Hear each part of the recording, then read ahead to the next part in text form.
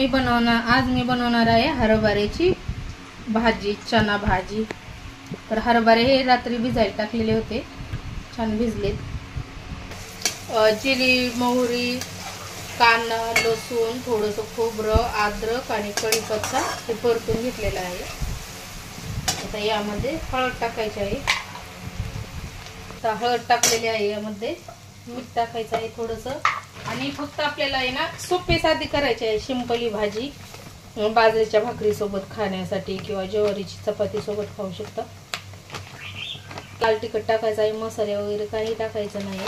आपण छोले मसाले केले किंवा छोले भटुरे केले त्याला मसाला लागतो, ही साधी करायची आहे एकदम आपल्याला। तर मीठ टाकून घेत आहे, ज्वारीचं विचारलं तर 1 चमच लाल तिखट टाकून घेत आहे। तर मी थोडंसं यामध्ये पाणी टाकून घेतलेलं आहे, कोथिंबीर टाकून घेतलेलं आहे। पाहू शकता छान तेल सुटेपर्यंत छान परतून घेतलेलं आहे। आता यामध्ये आपल्याला हरभरे टाकून घ्यायचे आहे।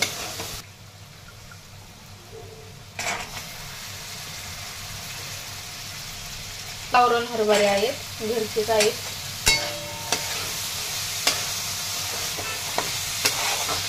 आणि आपल्याला परतून घ्यायचं आहे। नंतर यामध्ये शेंगदाण्याचा कूट टाकायचा आहे, भाजलेल्या शेंगदाण्याचा, भाजून घेतलेले आहे शेंगदाणे। यामध्ये पाणी टाकून घेत आहे आणि 5 मिनिट फुल गॅस ठेवायचा आहे।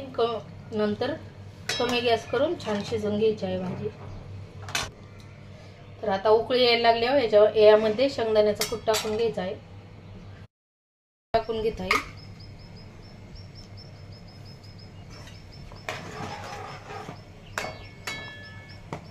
आणि आता यामध्ये आपल्याला हा भाजलेला शेंगदाण्याचा कूट टाकायचा आहे।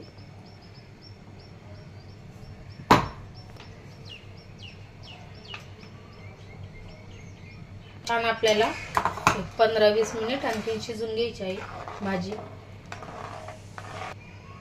मिक्स करून घेतलंय, आता छान होऊन द्यायची आहे कमी गॅस करून। हरभऱ्याची भाजी खाण्यासाठी तयार आहे। थोडीशी कोथिंबीर टाकून घेतलेली आहे। पाहू शकता किती छान झालेली आहे भाजी। तर या हरभऱ्याची भाजी खायला खूप छान लागते।